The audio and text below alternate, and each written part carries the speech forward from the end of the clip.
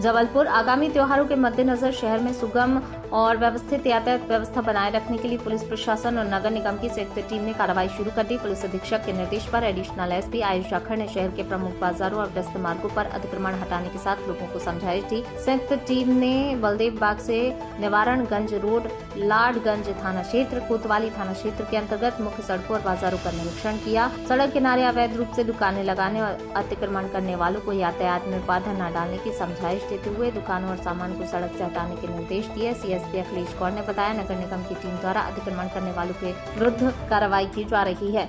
अधिकारियों का कहना है, त्योहारों के दौरान बाजारों में बढ़ने वाली भीड़ को देखते हुए कार्रवाई लगातार जारी रहेगी।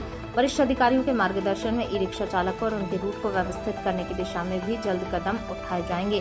पुलिस प्रशासन का कहना है, अभियान केवल त्योहार तक सीमित नहीं रहेगा, बल्कि सामान्य दिनों में भी यातायात व्यवस्था को बेहतर बनाने के लिए लगातार अभियान चलाया जाएगा। जबलपुर से वाजिद खान की रिपोर्ट। ये अभी पुलिस अधीक्षक महोदय और के आदेश के अनुसार लगातार ये त्योहारों को दृष्टिगत रखते हुए सुगम यातायात बनाए रखने के लिए नगर निगम की टीम के साथ में ये अतिक्रमण करने वाले लोगों को रोड पे से अलग करने की समझाइश दी जा रही है, ताकि यातायात को सुगम बनाया जा सके। इसी तारतम्य में आज बलदेव बाग से निवाड़गंज वाले रोड पर अतिक्रमण करने वाले लोगों को समझाइश दी गई है और इसके अतिरिक्त थाना लाडगंज और कोतवाली के अंतर्गत भी लोगों को समझाइश दी जा रही है कि रोड पर दुकानें ना लगाए, ताकि यातायात बाधित ना हो और लोगों को त्योहारों में परेशानी ना हो और वो अच्छे से त्योहारों को मना सकें। ये मुहिम आगे भी चलती रहेगी? ये निरंतर मुहिम अभी चलती रहेगी, त्योहारों को दृष्टिगत रखते हुए और सामान्य समय में भी सभी लोगों को समझाइश भी दी जा रही है और इसके ऊपर कार्रवाई भी की जा रही है। नगर निगम के द्वारा इसमें जो वैधानिक कार्रवाई है उनके द्वारा की जा रही है, पुलिस द्वारा इसमें यातायात व्यवस्था ही की जा रही है।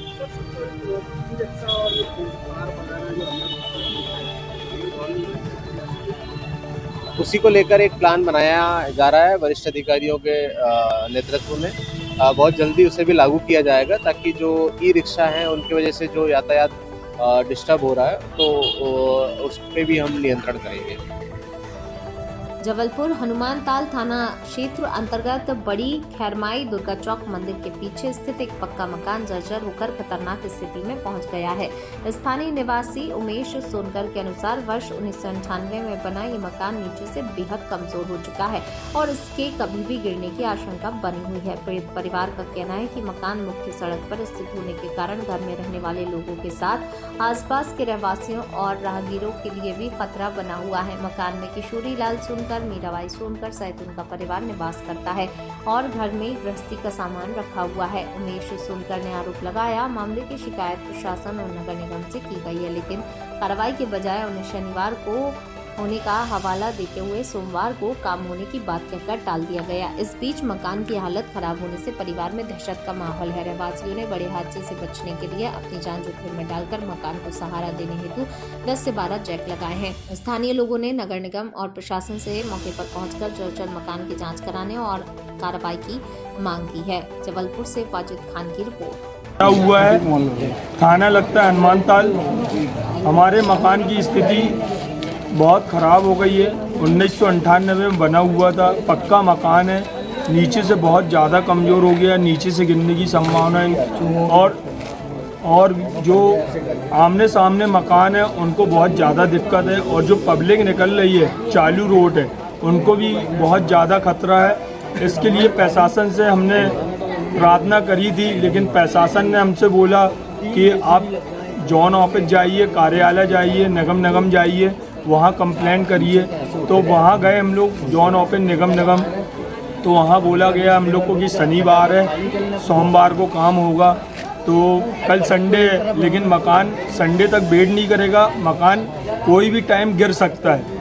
एक संडे के बीच ही में गिर जाएगा या आज शनिवार है, शनिवार के बीच में भी गिर सकता है मकान। लेकिन हम लोग ने 12-12 फुट के 10 जैग लगाए हुए मकान में अपने तरफ से अपनी जान जोखिम में डाल के उसको खड़े करे हैं, ताकि ये मकान थोड़ा टिका रहे, कोई किसी का नुकसान ना हो। हम लोग की गृहस्थी रखी हुई है, पूरी सामान रखा हुआ है घर के अंदर। क्या नाम है, जो कौन कौन रहता है इसमें? इस घर में हमारे किशोरी लाल सोनकर और मीराबाई सोनकर, उनके पुत्र अरविंद सोनकर, रत्नेश सोनकर, ये पूरी फैमिली रहती है, तो इनका भी नुकसान होगा अगर होगा। कहाँ है पूरा एड्रेस है? ये एड्रेस समझ लो हनुमान ताल बड़ी खेरमाई दुर्गा चौक मंदिर के पीछे। आपका नाम? मेरा नाम उमेश सोनकर है, मैं उनके छोटे भाई के लड़का हूँ। रांझी हत्या के प्रयास के मामले में लंबे समय से फरार चल रहे आदतन अपराधी तरुण पटेल को रांझी थाना पुलिस ने गुजरात के सूरत से गिरफ्तार करने में सफलता हासिल की। आरोपी पर पुलिस अधीक्षक द्वारा 5,000 रुपए का इनाम घोषित किया गया था। थाना प्रभारी उमेश गुलानी के अनुसार 19 मई को फरियादी रवि कोरी की शिकायत पर तरुण पटेल और उसके साथियों के खिलाफ हत्या के प्रयास का मामला दर्ज किया गया था। हमले में रवि कोरी के हाथ और पैर में गंभीर फ्रैक्चर आए थे। घटना के बाद से मुख्य आरोपी तरुण पटेल लगातार फरार चल रहा था, जबकि मामले के अन्य आरोपी मोनू खान, सोनू यादव, सौरभ बर्मन को पुलिस पहले ही गिरफ्तार कर चुकी थी। पुलिस अधीक्षक एवं सीएसपी के निर्देश पर गठित विशेष पुलिस टीम ने मुखबिर से मिली सूचना के आधार पर गुजरात के सूरत में दबिश देकर आरोपी तरुण पटेल को गिरफ्तार किया। आरोपी की निशानदेही पर वारदात में इस्तेमाल की गई लोहे की रॉड भी पुलिस ने जब्त कर ली है। गिरफ्तारी के बाद आरोपी तरुण पटेल को न्यायालय में पेश किया गया, जहां से उसे न्यायिक अभिरक्षा में केंद्रीय जेल जबलपुर भेज दिया गया। पुलिस आरोपी के आपराधिक रिकॉर्ड और अन्य मामलों में संलिप्तता की जांच कर रही है। सर, एक फरार आरोपी को गिरफ्तार किया। देखिए, लंबे समय से हत्या के प्रयास में फरार चल रहे तरुण पटेल नाम के जो है आदतन अपराधी को हमारी रांझी पुलिस ने जो है गुजरात से गिरफ्तार करने में सफलता प्राप्त की है।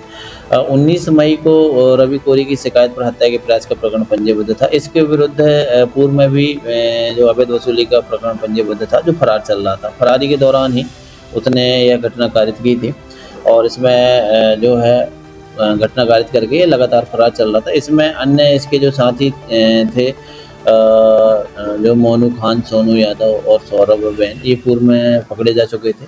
मुख्य आरोपी तरुण पटेल था, जो कि लगातार फरार चल रहा था। इसके बारे में सूचना एकत्रित करके जो है इसको गुजरात सूरत से पुलिस टीम भेजकर इसको पकड़ा है।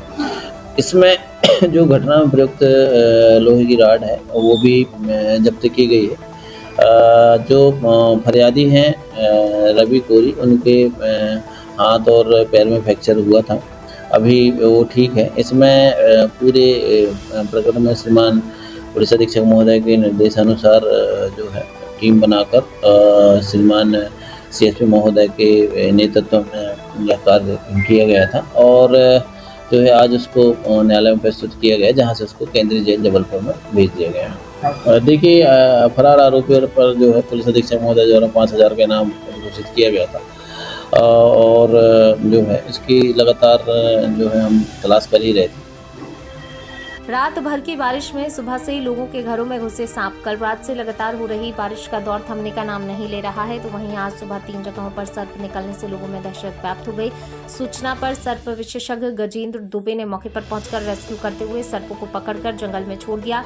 दुबे के अनुसार सुबह 6 बजे एमपीबी कॉलोनी में अशोक खरे के घर में 7 फीट लंबा धामन प्रजाति का सांप निकलने से हड़कंप मच गया। वहीं सुबह 7:30 बजे गंगानगर गढ़ा निवासी संदीप तिवारी के घर में वॉशरूम में 4 फीट लंबा पनियल प्रजाति का सांप बैठा था, जिसके कारण महाअफरा-तफरी मच गई।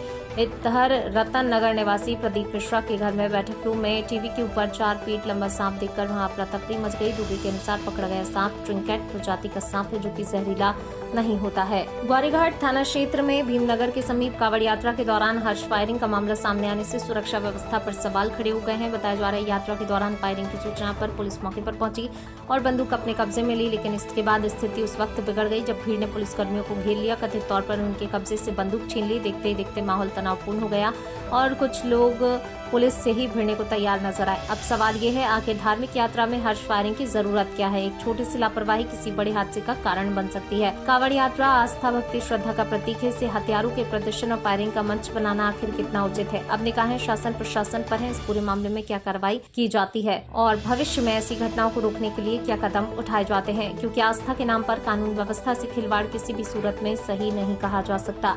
जबलपुर से बाजुद खान की रिपोर्ट। सीएसपी कार्यालय से 100 मीटर दूर मेडिकल स्टोर में चोरी, शटर तोड़कर हजारों की चोरी, देखें वीडियो।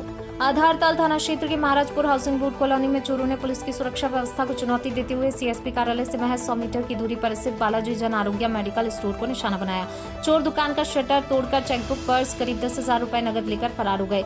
चोरी की वारदात सीसीटीवी कैमरे में कैद हुई। जानकारी के मुताबिक सुहागी निवासी प्रिंस पटेल पिछले करीब 1 वर्ष से मेडिकल स्टोर का संचालन कर रहे हैं। रविवार तड़के करीब 4 बजे चोरों ने दुकान का शटर तोड़ा, अंदर दाखिल होकर सामान खंगाला। इसके बाद नकदी सहित सामान लेकर फरार हो गए। सुबह जब दुकान संचालक प्रिंस पटेल दुकान खोलने पहुंचे, शटर टूटा देखकर चोरी की जानकारी हुई। उन्होंने तत्काल पुलिस को सूचना दी। पुलिस ने मामला दर्ज कर सीसीटीवी फुटेज के आधार पर आरोपियों की तलाश शुरू कर दी है। जबलपुर से वाजिद खान की रिपोर्ट। जबलपुर के नेताजी सुभाष चंद्र बोस केंद्रीय जेल में बंदी महिलाओं के लिए कार्यक्रम आयोजित किया गया, जिसमें उन्होंने उत्साह के साथ तीज का त्योहार मनाया। इस दौरान inner wheel club of Jabalpur mid town की ओर से आयोजित 1 सप्ताह की ब्यूटी कल्चर और पर्सनालिटी डेवलपमेंट वर्कशॉप में प्रशिक्षण लेने वाली बंदी महिलाओं ने खुद मेकअप और हेयर स्टाइल कर रंग बिरंगे परिधानों में कार्यक्रम में हिस्सा लिया। उनके चेहरे पर नजर आया आत्मविश्वास इस पहल की सफलता बयां कर रहा था। कार्यक्रम के दौरान जेल में बंद पड़े ब्यूटी पार्लर का दोबारा शुभारंभ किया गया, ताकि महिलाएं सीखे हुए हुनर का उपयोग कर भविष्य में आत्मनिर्भर बन सके। इनर व्हील क्लब की प्रेसिडेंट बलविंदर राज बधान और डिस्ट्रिक्ट चेयरमैन डॉक्टर मंजूषा ने कहा, रिहाई के बाद भी जरूरत पड़ने पर महिलाओं की मदद की जाएगी। उद्देश्य यही है, जेल से बाहर निकलने के बाद ये महिलाएं अपने हुनर के दम पर नई शुरुआत कर सके। वहीं कार्यक्रम में ग्रुप के सदस्य ऐश्वर्या शाह और सभी सदस्यों का योगदान रहा। इनर व्हील एक इंटरनेशनल सर्विस ऑर्गेनाइजेशन है, जो महिलाओं की द्वितीय सबसे बड़ी सोशल वर्क करने की संस्था है, जहाँ पे सब औरतें मिल करके और एक सामाजिक कार्य करती हैं। यहाँ हमारे Jabalpur club of mid town ने ब्यूटी पार्लर का कोर्स औरतों को करवाया है और ब्यूटी पार्लर एक सलून भी खोल के दिया है महिला जेल बंदियों के लिए। और मुझे उम्मीद है कि वे अपने भविष्य में इसका ज़रूर उपयोग करेंगी और जेल में भी रहते हुए इन्होंने ये गुण सीखा है यहाँ पर। और आगे भी हमारी कोशिश रहेगी, हमारी सारी फ्रेंड्स की कोशिश रहेगी कि इसी तरीके से अपने जीवन में ये आगे बढ़ें और खुद अपने पैरों पर खड़े होने का इन्हें एक मौका मिले और ये अपने जीवन में आगे सफलता से जीवन जी सके। यही हमारी कोशिश रहेगी। बहुत बहुत धन्यवाद। आगे भी और कोई कार्यक्रम? जी हाँ, हमारी बिल्कुल कोशिश रहेगी कि इन्होंने जैसे कहा है कि आगे भी इनकी कुछ ज़रूरतें हैं, वो भी हम इनको पूरा कराने की कोशिश करेंगे। पेंटिंग सीखना है, सिलाई सीखना है, तो वो भी हमारे inner wheel club of Jabalpur mid town की जो प्रेसिडेंट हैं बलविंदर जी, हाँ, ये बांस की टोकनी का भी प्रशिक्षण अभी देने वाली है महिला कैदियों के लिए। और इसी तरीके से हम जब भी इनको ज़रूरत होगी हम ज़रूर यहाँ आएंगे और अपने तरफ से मदद का हाथ हमारा हमेशा बहनों के लिए आगे बढ़ा हुआ रहेगा। आपका बहुत बहुत धन्यवाद। आपने मैं district chairman inner wheel district 326 के डॉक्टर मंजूषा वैश्यम पायन हूँ और यहाँ जबलपुर मिड टाउन की जो प्रेसिडेंट है हमारी वो बलविंदर बारदान जी हैं। और मैं बलविंदर जी आप आइए और आप भी बताइए। आप जबलपुर में जश्न मिलादुन्नबी के मौके पर मुस्लिम समाज की ओर से पीड़ित मानवता की सेवा के उद्देश्य से लगातार 6ठे वर्ष रक्तदान शिविर का आयोजन किया गया। ग्वालपुर स्थित मंचूरी एजुकेशन सोसाइटी में आयोजित शिविर में थैलेसीमिया से पीड़ित बच्चों के लिए रक्त उपलब्ध कराने का प्रयास किया गया। आयोजक मगन सिद्दीकी ने बताया, पैगंबर मोहम्मद ने पीड़ित मानवता की सेवा को सर्वोच्च महत्व दिया। इसी संदेश को समाज के हर वर्ग तक पहुँचाने के उद्देश्य से शिविर आयोजित किया गया। अब तक समिति के करीब 16-17 सदस्य रक्तदान कर चुके हैं, जबकि आयोजन में 50 यूनिट रक्त संग्रह करने का लक्ष्य रखा गया है। जबलपुर से वाजिद खान की रिपोर्ट। जश्न ईद मिलादुन्नबी के मुबारक मौके पे मुस्लिम समाज की जानिब से सरकार की आमद की खुशी में रक्तदान शिविर का आयोजन विगत 6 वर्षों से लगातार किया जा रहा है। इस रक्तदान शिविर का आयोजन का मकसद ये है कि पीड़ित मानवता की सेवा हो सके। हमारे सरकार मोहम्मद सल्लल्लाहु अलैहि वसल्लम की उपदेश है कि पीड़ित मानवता की सेवा ही सबसे बड़ा धर्म है। हर पीड़ित व्यक्ति की सेवा करते रहना चाहिए। समाज के हर वर्ग में ये संदेश फैले और इस संदेश का मकसद ये है कि लोग उस संदेश को अपने अंदर एक्सेप्ट करें। इसी मकसद से ये है रक्तदान शिविर का आयोजन किया गया है। किस जगह पे किया गया है? ये रक्तदान शिविर का आयोजन मंसूरी एजुकेशन सोसाइटी गोहलपुर पे किया गया है। रक्तदान हमारे थैलेसीमिया पीड़ित बच्चे जो हैं जबलपुर के, इनको ब्लड उपलब्ध हो सके उसके लिए लगातार किया जाता है। लगभग कितने लोगों ने? अभी हमारे समिति के कम से कम 16-17 लोगों ने किया है। हमारा टारगेट आज का 50 यूनिट का है। इंशाल्लाह उसकी ओर अग्रसर रहेंगे। नाम? मंगन सिद्दीकी। मध्य प्रदेश के मुख्यमंत्री डॉक्टर मोहन यादव 23 अगस्त को नई दिल्ली से रीवा पहुंचे। उन्होंने यहाँ रीवा संभाग, शहडोल संभाग, जबलपुर के कलेक्टर, पुलिस अधीक्षक के साथ अतिवृष्टि और चल रहे राहत कार्यों की समीक्षा की। इस दौरान उन्होंने निर्देश दिए, जहां अभी भी बाढ़ का पानी है वहाँ राहत कैंप अच्छी तरह से संचालित किए जाएं। राहत कैंप में समुचित मात्रा में खाद्य सामग्री, पीने के पानी और चिकित्सा सुविधा सुनिश्चित करें। सीएम डॉक्टर यादव ने कहा कि यदि लोगों का खाने पीने का सामान, घर इत्यादि नष्ट हो गए हों तो उन्हें तत्काल RPC 64 के तहत सहायता उपलब्ध कराएं। इसके अलावा उन्होंने रीवा के गुलाब नगर में जल भराव का निरीक्षण भी किया। मुख्यमंत्री डॉक्टर यादव ने निर्देश दिए शिविर में साफ सफाई का भी विशेष ध्यान रखा जाए।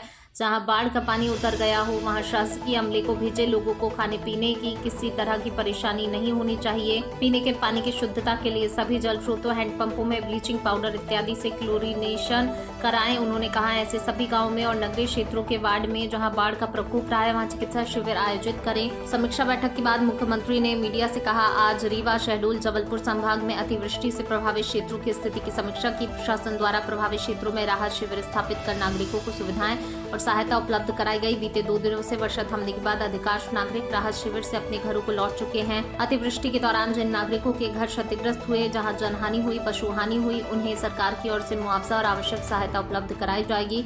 उन्होंने कहा कि 24 से 27 अगस्त के बीच जिन जिलों में वर्षा चक्र सक्रिय होने की संभावना है, वहां सुरक्षा की दृष्टि से प्रशासनिक अधिकारियों को आवश्यक दिशा निर्देश दिए गए हैं। भारत विकास परिषद सृजन शाखा की ओर से रविवार को सेठ आनंद राम जयपुरिया स्कूल तरना में राष्ट्रीय समूहगान प्रतियोगिता आयोजित हुई। प्रतियोगिता में शहर के 8 विद्यालयों के विद्यार्थियों ने हिंदी एवं संस्कृत गायन में देशभक्ति से ओतप्रोत प्रस्तुतियां दी। प्रतियोगिता में अतुलानंद कोयराजपुर प्रथम, सेठ आनंद राम जयपुरिया द्वितीय और आर्य महिला इंग्लिश स्कूल तृतीय रहा। निर्णायक मंडल ने सुरताल सामूहिक गायन, अनुशासन, प्रस्तुति और भावना अभिव्यक्ति के आधार पर विजेताओं का चयन किया। हेलो, मैं संजय कुमार शुक्ला, भारत विकास परिषद सृजन शाखा का एक सदस्य हूँ। आज यहाँ वीडियो की सूची तो आज के कार्यक्रम को लेकर क्या कहेंगे? आज का कार्यक्रम जो है बहुत ही अच्छा और सुंदर कार्यक्रम संपन्न किया जा रहा है, जिसमें कि हमारे जो है 10 विद्यालय जो है भाग ले रहे हैं और इसमें जो है देशभक्ति और उनके अंदर जो है देश के प्रति जो है आदर सम्मान के लिए जो है संस्कार के लिए जो है बना रहे। इसलिए ये कार्यक्रम जो है राष्ट्रीय स्तर पर जो है ये भारत विकास परिषद का आयोजन होता है। उसी कड़ी में यह कार्यक्रम यहाँ पर जो है जयपुरिया स्कूल में टरना में संपन्न हो रहा है। मैं ज्ञानेंद्र बहादुर, सृजन शाखा का सदस्य। आज किस तरह का कार्यक्रम का आयोजन किया? आज ये जो कार्यक्रम है राष्ट्रीय समूहगान प्रतियोगिता का है, जो कि ये हमारे भारत विकास परिषद का एक बहुत बड़ा राष्ट्रीय कार्यक्रम होता है और बच्चों के अंदर देशभक्ति की भावना को जागृत करना है इसका मेन उद्देश्य है। ये कहाँ पर किया जा रहा है कार्यक्रम? ये कार्यक्रम AR जयपुरिया स्कूल तरना का तो क्या कहना चाहेंगे इस कार्यक्रम को लेकर? इस कार्यक्रम से सिर्फ हमको बच्चों को एक प्लेटफॉर्म देना एवं बच्चों के अंदर देशभक्ति की भावना को जगाना और जो गीत हम चेतना के स्वर से लेते हैं वो सब देशभक्ति से प्रेरित गीत। कितने बच्चे इसमें भाग ले रहे हैं?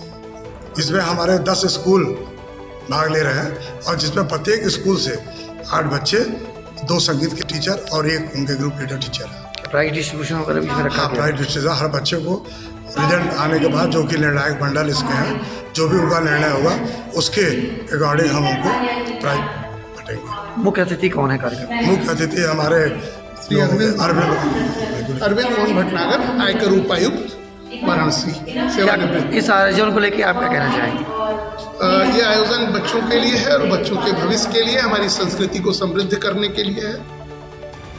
वाराणसी पूज्य लाल बहादुर शास्त्री के आदर्शों, विचारों, जीवन मूल्यों को जन जन तक पहुंचाने के संकल्प के साथ भारतीय जन जागरण समिति ने राजनीतिक क्षेत्र में प्रवेश करते हुए राष्ट्रीय जन जागरण पार्टी के गठन की घोषणा की। चांदपुर चौराहे स्थित बनारस पैलेस उद्यान में आयोजित कार्यक्रम में हजारों कार्यकर्ताओं, समर्थकों और गणमान्य नागरिकों की मौजूदगी में पार्टी के राजनीतिक पदार्पण की औपचारिक घोषणा हुई। कार्यक्रम में राजनीति में शुचिता, पारदर्शिता, जवाबदेही, राष्ट्रीय एकता और जनभागीदारी को मजबूत करने का संकल्प लिया गया। आयोजन के प्रथम चरण में संतोष कुमार प्रीत के संयोजन में फुर्तीला बनारसी, आनंद कृष्ण मासूम, राम जतन पाल सज्जन, डॉक्टर प्रताप शंकर दुबे, डॉक्टर पुष्पेंद्र अस्थाना एवं डॉक्टर विनोद वर्मा ने काव्य प्रस्तुतियां दी। सभी कवियों को मेजर सूबेदार सिंह एवं डॉक्टर बेनी माधव ने अंग वस्त्र, स्मृति चिन्ह एवं पुरस्कार भेंट कर सम्मानित किया। डॉक्टर बेनी माधव, भारतीय जन जागरण समिति जो अब तक हमारी 20-22 वर्षों की संस्था रही है, उसका सक्रिय सदस्य रहा हूँ। आज किस तरह का कार्यक्रम है? आज हमारा ये कार्यक्रम पूज्य लाल बहादुर शास्त्री के श्री चरणों में बैठ करके एक संकल्प दिवस का कार्यक्रम। लगभग 22-25 वर्षों से भारतीय जनजागरण समिति ने अपने बैनर पर लाल बहादुर शास्त्री के आदर्शों पर चलते हुए समाज में काम करने का काम किया, लेकिन समय की मांग ने यह महसूस कराया है कि अब हमें राजनीतिक पार्टी के रूप में भी सामने आना चाहिए। आज वह शुभ दिन है जब राष्ट्रीय जन जागरण पार्टी का प्रादुर्भाव हो रहा है और एक तरह से यहाँ पर संगठन की तरफ से घोषणा की जा रही है कि अब हम समिति से पार्टी के रूप में आपके सामने समाज में शास्त्री जी के आदर्शों पर चलने, उनके सपनों का भारत बनाने का संकल्प पूरा करेंगे। और कहाँ से लोग इसमें शामिल हुए? इसमें बनारस में लगभग पूर्वांचल के कई जिलों के लोग यहाँ उपस्थित हैं। चूँकि ये मौसम बहुत गड़बड़ हो गया था, नहीं तो हमारे पास 1000 लोगों के आने की सूचना थी और भारतवर्ष में संभवतः यह पहला अवसर है जब शास्त्री जी को याद करते हुए और उनकी सेवाओं को याद करते हुए, उनकी त्याग तपस्या और बलिदान को ध्यान में रखते हुए, उनकी सादगी और सौम्यता को ध्यान में रखते हुए पार्टी का नामकरण किया जा रहा है और यह कार्यक्रम आगे बहुत ज़ोर शोर से पूरे प्रदेश में हम जाएंगे जनता के समक्ष। 2027 का चुनाव है, क्या राष्ट्रीय जन जागरण पार्टी? अभी तो हमारे चुनाव का जो टारगेट है, एमएलसी का चुनाव हमारे सन्निकट है। स्नातक एमएलसी से हम चुनाव लड़ रहे हैं, इस बैनर पर लड़ रहे हैं। इस चुनाव के बाद हमारा अभियान है, हमारे राष्ट्रीय अध्यक्ष श्री मनोज श्रीवास्तव जी इसका निर्णय लेंगे। 2027 का जो कुछ भी एजेंडा होगा वो हमारे राष्ट्रीय अध्यक्ष आपके सामने मौका पा करके रखेंगे। इस कार्यक्रम को लेकर क्या संदेश होगा? हमारा संदेश ये है कि अब शास्त्री का भारत चाहिए, अब शास्त्री का चरित्र चाहिए, अब शास्त्री का स्लोगन चाहिए और शास्त्री का भाईचारा चाहिए। युवाओं के लिए क्या संदेश होगा? युवाओं के लिए शास्त्री जी की तो बहुत पहले से धारणा थी कि वो वैज्ञानिकों को लेकर, नौजवानों को लेकर, देश के किसानों को लेकर, देश के सीमा पर काम कर रहे जवानों को लेकर उनका एक साफ सुथरा मत था और उन्हीं के आदर्शों पर चल के युवाओं के लिए, चूँकि स्नातक एमएलसी हमारा टारगेट है तो युवा उसमें अधिक युवा हैं और उनको लेकर के हमारा मिशन एकदम साफ है। उनको लेकर वो जितनी भी हितकारी योजनाएं बन सकती हैं समय के अनुसार उन पर काम किया जाएगा। शिवपुर स्थित ग्लड बाजार में द लैंड स्मार्ट ऑप्टिकल 2.2 का शुभारंभ हुआ। प्रतिष्ठान का उद्घाटन चिकित्सक आशा दुबे के कर कमलों से संपन्न हुआ। यह द लैंड स्मार्ट की वाराणसी में दूसरी दुकान है। इसकी पहली दुकान पहाड़िया रोड स्थित SH 4/73 पर संचालित है। ग्राहकों की मांग को देखते हुए दूसरी दुकान शिवपुरी में शुरू की गई है। प्रतिष्ठान के अधिष्ठाता नारायण कुशवाहा ने बताया, ग्राहकों को किफायती दरों पर गुणवत्तापूर्ण चश्मे उपलब्ध कराए जा रहे हैं। नीली रोशनी से बचाव वाले लेंस 299 रुपए से शुरू है, जबकि प्रगतिशील लेंस पर 25% की छूट दी जा रही है। ये छूट 1 माह तक जारी रहेगी। इसके अलावा एक चश्मे के साथ दूसरा चश्मा निःशुल्क देने की सुविधा उपलब्ध है। किस तरह की दुकान का उद्घाटन आज किया गया है? ऑप्टिकल लाइन का है, चश्मा स्मार्ट ऑप्टिकल। ये आपकी दूसरी शॉप है या पहली शॉप है? ये दूसरी शॉप है। एक ब्रांच पहाड़िया पे फनमंडी के पास। दूसरी ब्रांच कहाँ पर? बाजार शिवपुर में। और क्या क्या चीज़ उपलब्ध है यहाँ पर? यहाँ पे सर सनग्लास, आई टेस्टिंग और फ्रेम सब कुछ अवेलेबल है। लेंस भी अवेलेबल है सर। तो अभी जो दुकान का उद्घाटन हुआ, कुछ छूट भी दी जा रही है ग्राहकों को? जी, ग्राहकों को कोई छूट भी दी जा रही है? जी सर, 25% डिस्काउंट चल रहा है इस टाइम लेंस पे। कब तक चलेगा ये? बाई 1 गेट 1 फ्री चल रहा है, इस महीने तक चलेगा पूरा और आगे जैसा होगा। क्या कहेंगे काशी के ग्राहकों के लिए? सब कुछ शॉप पे आएँ, विजिट करें और सेवा का मौका दें। नारायण कुशवाहा है। हमारी एक स्टोर पहाड़िया पे 3 साल से चल रही है। द लैंड स्मार्ट ऑप्टिकल के नाम से भगवान दास के सामने है, पहाड़िया रोड पे। अब हमने शिवपुर के कस्टमर हमारे वहाँ पे आते थे, तो इसलिए हमने शिवपुर में भी अपना एक ब्रांच डाला है। सेकंड ब्रांच जो है, जो कि शिवपुर बाईपास के जस्ट पास में ही पड़ता है, प्राचीन हनुमान मंदिर के सामने है, द लैंड स्मार्ट ऑप्टिकल के नाम से। हमारे यहाँ अभी जो ओपनिंग में ऑफर चल रहे हैं वो बाई 1 गेट 1 चल रहे हैं। 999 में बाई 1 गेट 1 फ्रेम मिल रहा है और 1499 रुपये में बाई 1 गेट 1 लेंस के साथ फ्रेम भी मिल रहा है। कौन कौन से ब्रांड हैं यहाँ पे? हमारे यहाँ रेवन है, वोग है, आईडी है, आइरस है, स्कॉट है और हुकमार है, टैग हिल्स है। बहुत सारे मेनी ब्रांड्स भी और अवेलेबल है और इस ब्रांड भी है, सीके भी है, कैलविन भी है, बहुत सारे ब्रांड। किस रेंज से शुरू है? हमारे यहाँ 299 से स्टार्ट है बेस्ट क्वालिटी के फ्रेम्स एंड 450 से ग्लासेस स्टार्ट है। जो कि ग्लासेस में क्रेजाल मिल जाएंगे, जाइस मिल जाएंगे, अदरवाइज बहुत सारे ब्रांड मिल जाएंगे। क्या कहेंगे काशी के ग्राहकों के लिए? हम काशी ग्राहकों का 3 साल से सेवा कर रहे हैं। अब शिवपुर में भी हमारा एक स्टोर खुला है, तो आप हमको सेवा का मौका दीजिए, जिससे कि हम आपके विज़न का और आपके ख्याल को हम खुद रखें। अब प्रॉपर आई टेस्टिंग के साथ, ऑप्टम के साथ हमारे यहाँ टेस्टिंग होता है। कोई ऐसा नॉर्मल कोई ऑपरेशन नहीं रहता कि जैसे कोई ऑपरेशन का रिफिटिंग या आई टेस्टिंग, सब कुछ हमारे यहाँ प्रॉपर एक जेन्युइन बंदे करते हैं, जो कि पूरे प्रोफेशनली तरीके से करते हैं। ठीक है।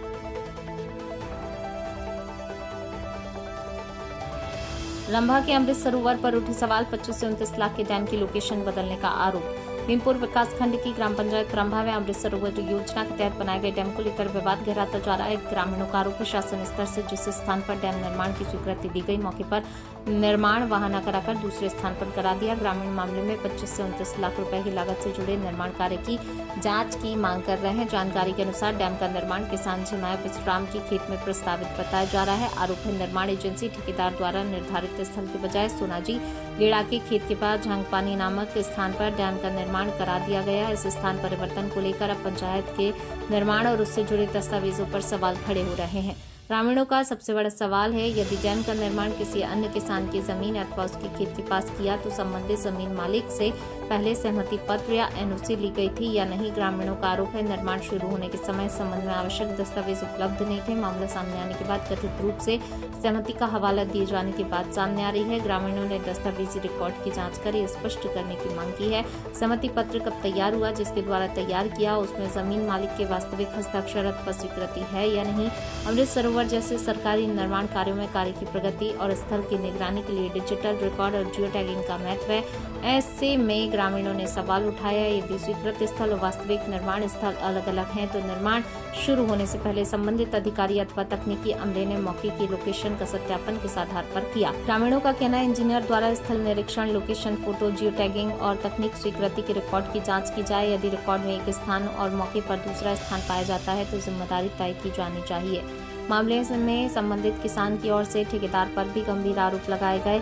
किसान का कहना है उसे डैम निर्माण के संबंध में पहले कुछ आश्वासन दिए गए थे, इसके बाद निर्माण कार्य को लेकर स्थिति बदली गई। मामले में एक और सवाल डैम की स्वीकृत लागत को लेकर है। ग्रामीणों के बीच निर्माण की लागत 25 लाख से लेकर 29 लाख रुपए तक बताई जा रही है। डैम की मूल स्वीकृति किस स्थान से हुई थी, स्वीकृत स्थल और वास्तविक निर्माण स्थल की जियो लोकेशन का मिलान किया जाए। ग्रामीणों ने मांग की है मामले की निष्पक्ष जाँच कराई जाए, जाँच में विशेष रूप से इन बिंदुओं को शामिल किया जाए।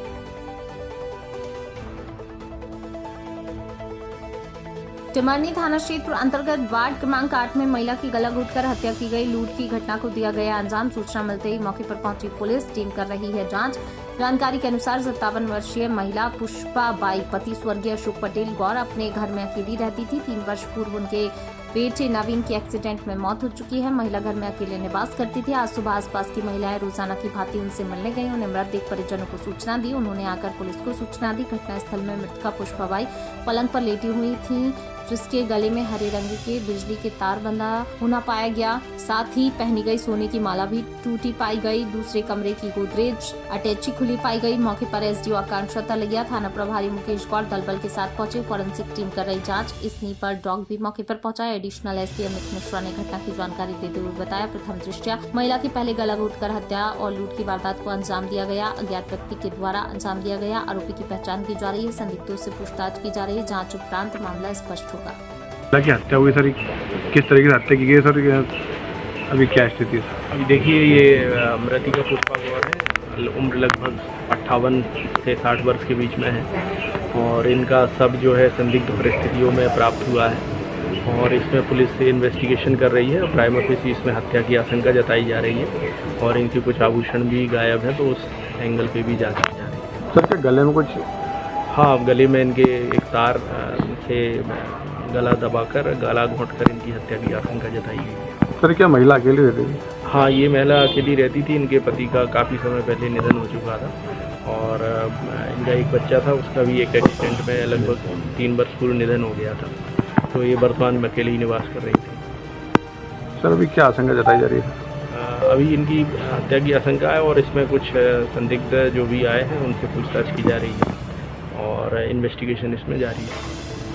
हरदा में गूंजे हर हर महादेव के जयकारे। खबर मध्य प्रदेश के हरदा से है, जहां हरदा में धर्म रक्षा समिति के तत्वाधान में रविवार को जिले में भव्य कावड़ यात्रा उत्साह और श्रद्धा के साथ निकाली गई। धार्मिक आयोजन में सैकड़ों की संख्या में शिव भक्त कंधों पर कावड़ लिए भगवान भोलेनाथ की भक्ति में लीन नजर आए। कावड़ यात्रा का शुभारंभ पवित्र नगरी नेमावर स्थित मां नर्मदा तट से हुआ। कावड़ियों ने नर्मदा जल भरा और पैदल गुप्तेश्वर धाम चारोबा के लिए रवाना हुए। यात्रा मार्ग पर जगह जगह धार्मिक उल्लास देखने को मिला। इस कावड़ यात्रा को शांतिपूर्ण और सुगम बनाए रखने के लिए पुलिस प्रशासन ने सुरक्षा के कड़े इंतजाम किए थे। मार्ग पर भारी और बड़े वाहनों का रूट डाइवर्ट किया गया, जिससे कावड़ियों को कोई असुविधा न हो। यात्रा के दौरान पुलिस बल लगातार गश्त पर रहा, व्यवस्थाएं चाक चौबंद नजर आईं। हरदा जिला शिक्षा एवं प्रशिक्षण संस्थान डाइट में 7वीं एडवोकेसी प्रोग्राम के तहत शिक्षा का अधिकार अधिनियम एवं संविधान विषय पर 1 दिवसीय कार्यशाला संगोष्ठी का आयोजन किया गया। कार्यक्रम में विद्यार्थियों को बाल अधिकार, अनिवार्य शिक्षा के कानूनी प्रावधान, संवैधानिक मूल्यों के प्रति जागरूक किया। कार्यशाला में जिले के वरिष्ठ अधिवक्ता शेख मोइन, अधिवक्ता रिजवान खान बतौर मुख्य वक्ता शामिल हुए। वहीं प्रमुख अतिथि के रूप में अजय जी, मनीष गुर्जर विशेष रूप से उपस्थित रहे। अतिथि ने भारतीय संविधान में निहित मौलिक अधिकार, संवैधानिक संरचना और शिक्षा से जुड़े कानूनी पहलुओं पर अपने विचार साझा किया। अधिवक्ताओं ने RT अधिनियम 2009 की प्रमुख धाराओं के व्यवहारिक क्रियान्वयन की जानकारी दी। डाइट प्राचार्य अजय कुमार कुम्हारी के मार्गदर्शन में आयोजित कार्यक्रम में संस्थान के व्याख्याता सोहन वर्मा, अर्चना बहसारी की उपस्थिति रही। कार्यक्रम में DLED प्रथम एवं द्वितीय वर्ष के छात्र शिक्षकों ने बढ़ चढ़कर सहभागिता की। खुले संवाद सत्र के दौरान विद्यार्थियों ने RT नियमों, संविधान से जुड़े विषयों पर अधिवक्ताओं और आमंत्रित गणमान्य नागरिकों से सीधी बातचीत कर अपनी जिज्ञासा का समाधान किया। कार्यक्रम में अतिथियों का आभार व्यक्त किया गया। राजधानी लखनऊ के पारस क्षेत्र से पकड़ी गई भैंसों की नीलामी को लेकर विरोध प्रदर्शन। नगर निगम मुख्यालय पहुंचा मुलायम सिंह यूथ ब्रिगेड का विरोध प्रदर्शन। नगर निगम कार्यालय के बाहर विरोध प्रदर्शन। अनीस राजा के नेतृत्व में कार्यकर्ताओं ने किया विरोध। भैंसों की नीलामी रोकने की मांग पर अड़े पशुपालक। जुर्माना लेकर भैंस छोड़ने की मांग, नीलामी का विरोध। लखनऊ नगर आयुक्त और मेयर के खिलाफ जमकर हुई नारेबाजी। नगर निगम के बाहर विरोध प्रदर्शन के दौरान नगर निगम मुख्यालय पर पुलिस बल तैनात। तो लोकीनाथ हॉल में भैंसों की नीलामी की कार्रवाई जारी। भैंसों की नीलामी के लिए 21,000 रुपए बेस प्राइस तय। पारस क्षेत्र से पकड़ी गई भैंसों को लेकर सपा कार्यकर्ताओं का हंगामा। नगर निगम की नीलामी कार्रवाई के खिलाफ सड़क पर उतरे पशुपालक और सपा कार्यकर्ता। नगर निगम प्रशासन मुर्दाबाद।